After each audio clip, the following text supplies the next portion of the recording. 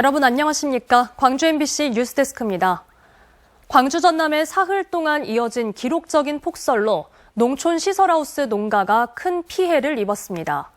또 도심에서는 역대급 폭설에 제설 작업은 그야말로 역부족인 상황에서 교통사고와 낙상사고도 잇따랐습니다.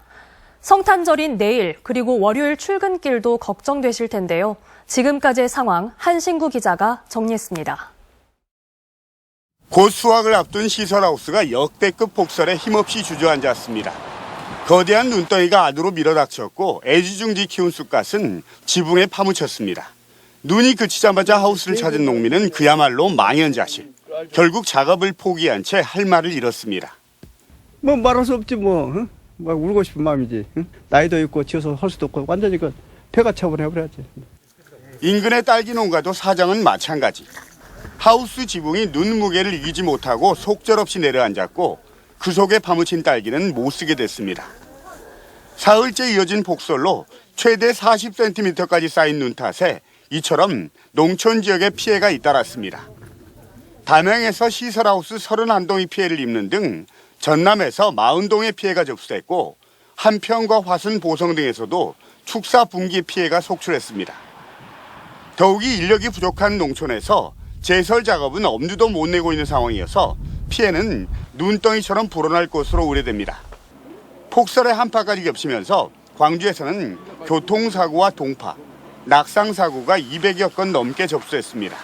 아침에도 가면서 출근하면서 넘어졌거든요. 여기서 근데 다행히 다치든 안 했어요. 어제 하루 결항했던 광주와 무안 여수공항 항공편은 정상화됐지만 송강로와 무등로 등 산간도로 10곳은 여전히 차량 통행이 금지됐고 전남 시군의 버스 운행도 단축이나 우회 운행 등 차질을 빚고 있습니다.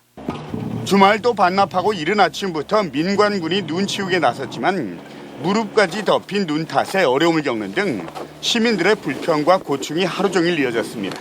저희 오전 9시부터 제설을 같이 작업을 했거든요. 근데 지금 치워도 지금 끝이 없는 것 같습니다. 광주시와 전남도는 모레 출근길 교통대란을 막기 위해서 휴일인 내일도 제설 작업에 총력을 기울이는 한편 농작물 피해 등 본격적인 피해 조사에 나서기로 했습니다.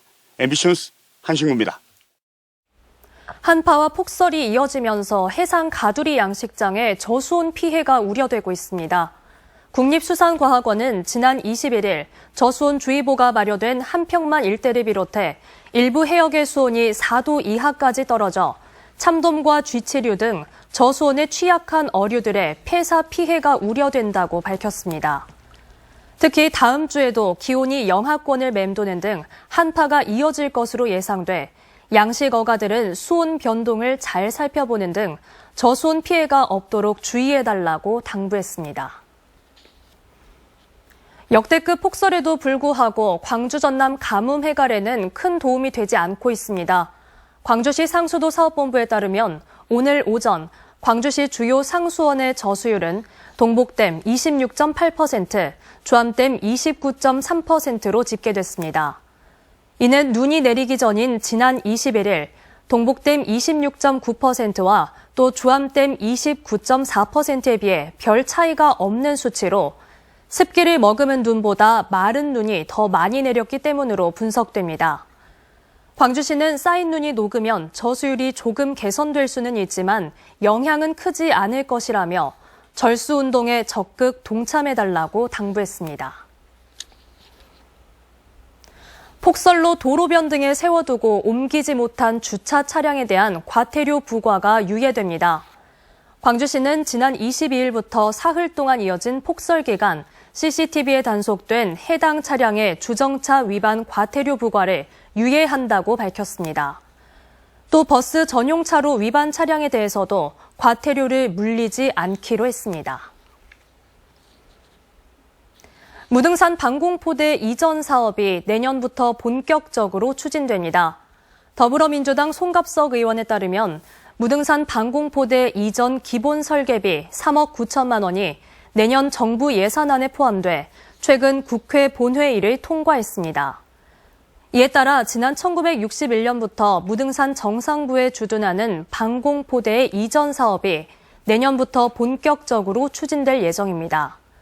한편 광주시와 공군 등은 내년 9월부터 무등산 정상부를 시민들에게 상시 개방하기로 최근 확정했습니다.